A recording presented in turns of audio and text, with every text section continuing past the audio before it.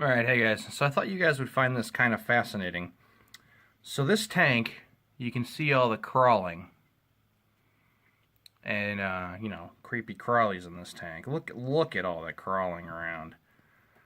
This tank was my, and will be again, Turkish red runner roach colony for my spiders.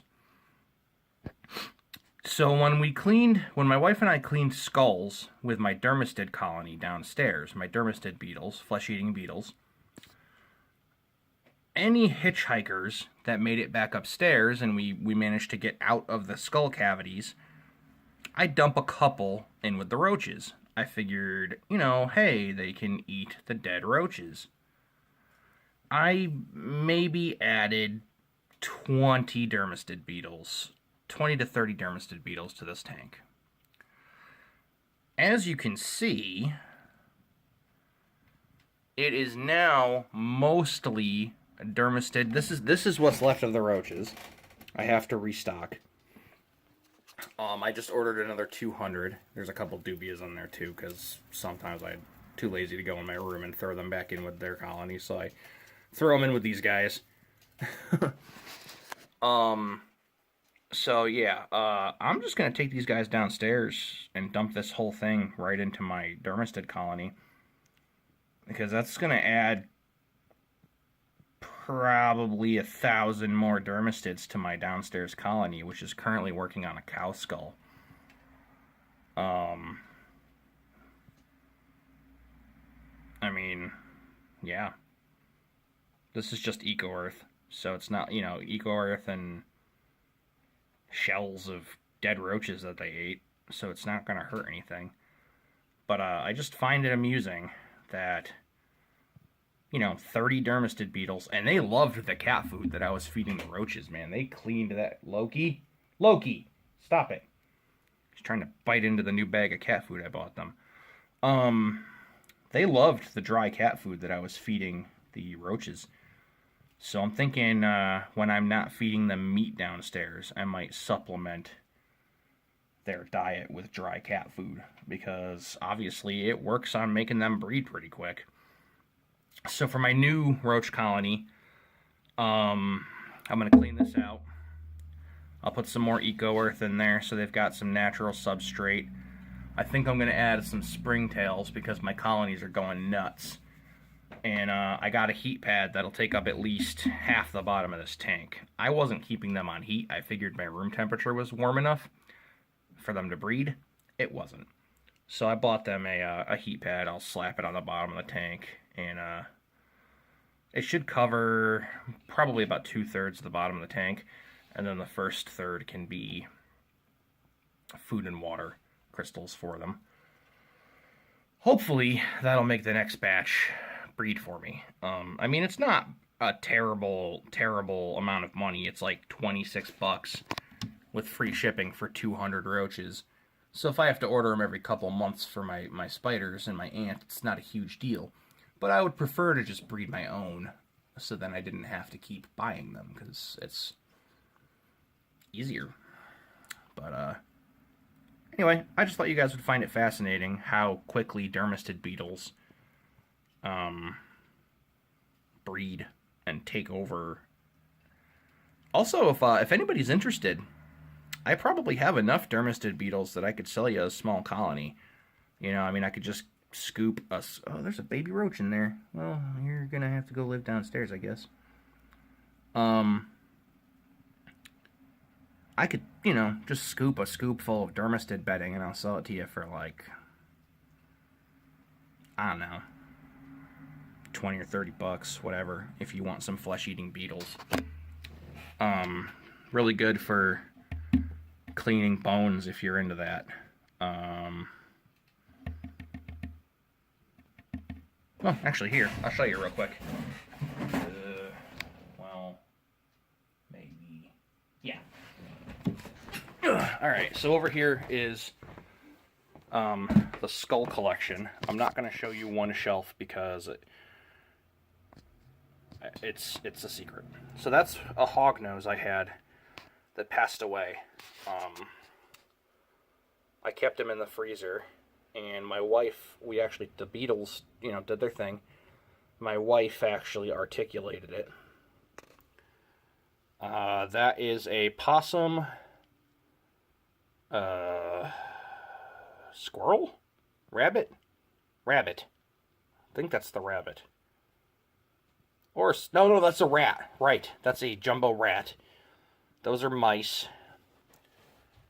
I'm trying to be careful. There's one back there that we're not really supposed to have, and I don't want to show it off. That's the rabbit. That's a Savannah monitor. That's a, I don't remember, crocodile skink or something? Crocodile lizard? I have a friend who runs a pet store. He gets imports that don't survive sometimes, and we're going to skip that part. And this is Momo, one of our cats that passed away years ago. We had her buried in the yard, dug her up, and I actually kind of like having her skull here. I'm currently working on a cat skull I got from a roadkill stray. We've got a pig skull soaking from a barbecue my cousin had. We've got the cow skull that my wife got from the farm she works at. One of their cows died, and another one of the workers just stashed it. So it'd been sitting for a while. Nature did its course. It only had a little bit left on it when I put it in with the beetles. They're probably done with it, honestly. I've got to figure out how we're going to degrease and whiten that. But, yeah, so we collect things. We're hoping to get, like, a glass-cased, display for stuff, since we're going to get larger stuff soon. I kind of like how that hognose came out. He was one of my favorites, and I was sad when he died, and it's really cool. I'm glad I stuck him in the freezer instead of just, like, burying him or something, because it's really cool being able to have an articulated hognose skeleton, That's pretty sweet. So yeah, if you want any beetles, let me know. My whole area needs to be cleaned. I'm going to do that now. I'll update you guys on the spiders and stuff later. Oh, actually I can tell you about this today. So, we took our 20-gallon. We had the scorpions in it. And they were doing just fine. And then we noticed one of them was missing a claw, so they got into an argument, and so I divided the tank. I have a 10-gallon, used to be my corn snakes tank. He escaped, and I could not find him, so Skarsgård is somewhere. If I find him again, I'll go buy him a new tank, but for now, I'm going to divide the tank. I've got some black acrylic coming in to use for the spiders, so that they don't see each other. I'm going to put Clugsy and Bigsby in the 10-gallon. Those are my two largest spiders. They're, that's the Cluggy. Sorry about the reflection. The Cluggy and the Lasiodora parabania, salmon pink bird eater. So those guys will have about 5 gallons of space apiece. I'm going to make them some cool vivarium. And then put it down here as a display. Move that one up. That's my H Gigas. I got to organize. I started getting into Warhammer, and I just started piling stuff up on my area, and it looks terrible. But anyway, I just thought, it was a quick update, and I thought you guys would be interested in that tank. If you want some beetles, let me know. I can get that arranged. Dermestid beetles, they're not hard to take care of. The beetles can fly a little bit, so like a tight mesh screen would be a good idea. And if you're going to process dead animals, it smells. So ventilation, you are going to want to, I've got them down in the garage with a ceramic heat emitter and a thermostat, and my whole workshop smells like dead stuff. I've gotten used to it, but it's still a thing. But it's really cool to be able to clean up. Like I said, I clean up roadkills, so it's not Oh, also, if anybody's interested, I've got a wet specimen. If you want, this is a heart. It was from a roadkill raccoon. I don't know if anybody's interested. The video cut out on me because I hit 10 minutes. See what happens when I ramble. Anyway, roadkill raccoon, heart. If you're interested, make me an offer. We can figure it out. I can also change the alcohol, or you can. It's literally just rubbing alcohol in there. So, and I'll probably process some other stuff I've got in my freezer. I've got a full possum, I've got a skunk, I've got a squirrel. So if you want any wet specimens or anything, let me know. I can arrange that, and I'll sell them to you.